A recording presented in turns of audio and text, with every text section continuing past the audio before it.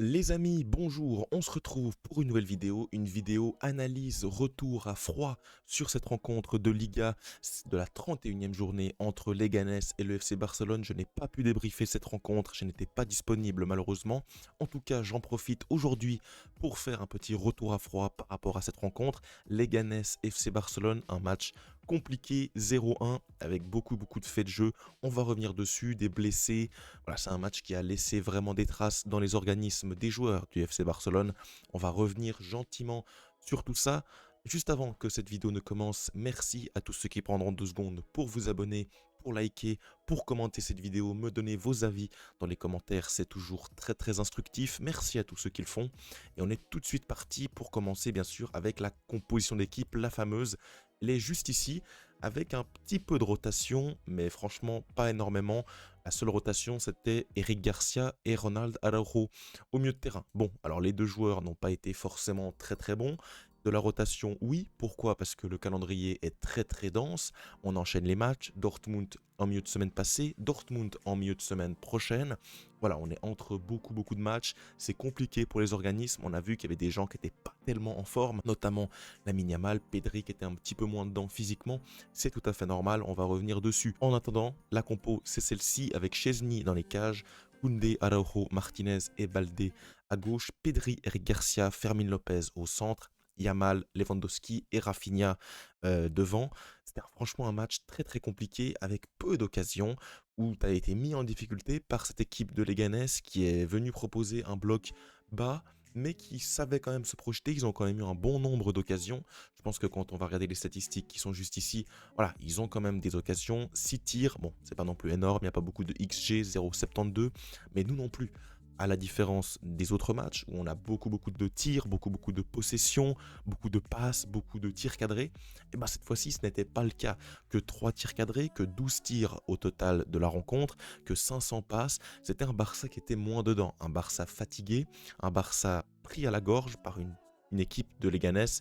On va le dire, c'est pas une belle équipe, c'est une équipe qui fait beaucoup de temps au sol. Le temps de jeu effectif, il est apparemment entre 50 et 60 minutes, donc il y a beaucoup de temps de jeu qui sont tombés, les joueurs qui étaient par terre, qui réclamaient à la moindre faute.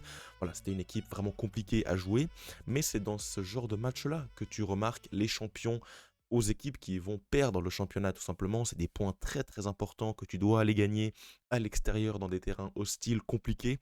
Et cette équipe du Barça dans le flics, eh ben, elle est en capacité de le faire. Elle est en capacité d'aller chercher les 3 points à Leganés. Et ça, c'est une chose très positive. Pour revenir un peu sur les différents faits de jeu, bien sûr, il y a notre ami Baldé qui sort à la 41e, blessé pour 2 3 semaines. Alors ça tombe, on va dire, pas trop mal. Pourquoi? Parce que déjà le quart de finale retour de Ligue des Champions, tu l'as quasiment gagné, 4-0 à l'aller, tu n'as pas forcément besoin d'un Baldé du tout forcément. Maintenant, tu as une petite pause avant les demi-finales de Ligue des Champions. La seule réelle date qui est importante, c'est le 26 avril, ce Classico en finale de Copa del Rey. Ça va être quand même intéressant. Apparemment, il viendrait tout juste ou il sera tout juste pas là. On verra comment Hansi Flick va faire sans lui pour ce Classico. Ça va être très intéressant. Un Barça tant dominateur, mais qui a également besoin de Baldé offensivement et défensivement avec ses courses et sa vitesse, sa science défensive, très bon dans ce Barça d'Hansi Flick du piège du hors-jeu. À voir comment on va faire sans lui. Maintenant, j'ai envie de dire qu'on est également dans une phase un petit peu molle où il n'y a pas tellement de matchs importants en Liga, il n'y a pas tellement de matchs importants en Ligue des Champions. Apparemment, il serait de retour début mai, donc de retour pour les possibles demi-finales de Ligue des Champions. Et il serait là pour la fin de saison. Maintenant, Baldé, blessure musculaire. Baldé, on va dire, bon voilà, Hansi Flick aurait dû faire tourner. Baldé, il n'a pas tant joué que ça cette saison. Il n'a pas été appelé lors du dernier rassemblement de l'équipe nationale. Il a été reposé lors des matchs de reprise. Voilà, Baldé, on sait que c'est un joueur qui se blesse souvent. Malgré tout, je trouve qu'il a été plutôt bien géré par Hansi Flick. J'ai pas non plus envie de lui en vouloir. Par exemple, si un Pedri s'était blessé, si un Lamine Yamal s'était blessé, là, je l'en aurais beaucoup plus voulu parce que c'est des joueurs, je trouve qu'on voit qui sont fatigués. Pedri, il fait bien sûr toujours un top match. Malgré tout, je l'ai senti un petit peu moins bien physiquement dans la répétition des efforts. Peut-être qu'il s'est un petit peu trop reposé défensivement. Il s'est dit, voilà, je vais plutôt assurer plutôt que d'aller me jeter, me dépenser. Lamine Yamal a un match compliqué. Première mi-temps, il est présent, il fait des différences. En deuxième mi-temps, il a complètement disparu. Heureusement, j'ai envie de dire que la défense a tenu le coup, que Inigo Martinez a fait des sauvetages fabuleux, que Rafinha a été très bon. Il a fait un gros sauvetage en fin de première mi-temps. C'est lui-même qui apporte ce CSC en début de deuxième mi-temps. Chesney fait également un ou deux arrêts très importants. Voilà, c'est ce genre de victoire à l'arrache que tu dois venir arracher à l'extérieur pour prendre 3 points très très importants. On va le voir lors du classement juste après. Tu peux également faire rentrer deux trois personnes. Alors Gérard Martin, bien sûr, il va devoir tenir cette place. Je sais pas comment il va faire. Est-ce qu'il va mettre Hector Fort à gauche? Est-ce qu'il va mettre, je sais pas, Inigo Martinez, soyons fous, à gauche?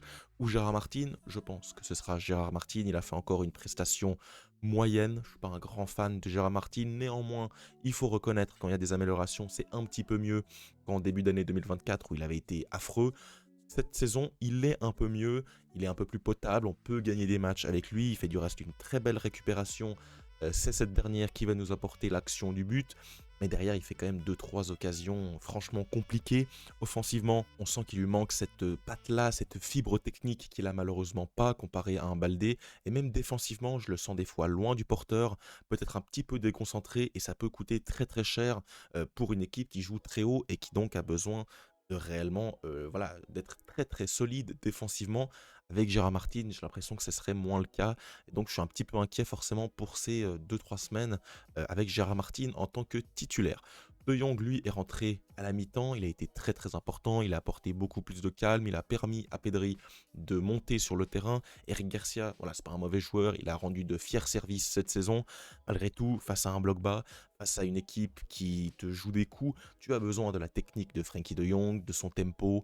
Voilà, c'est vraiment un métronome, un artiste sur le terrain. En plus, il s'est un petit peu énervé, donc ça c'est très positif. Moi j'aime bien ce Frenkie de Jong, hargneux, revanchard, qui en veut par rapport à l'adversaire. Donc j'ai beaucoup aimé l'entrée de Frenkie de Jong et derrière tu fais rentrer deux trois autres joueurs pour un peu compenser.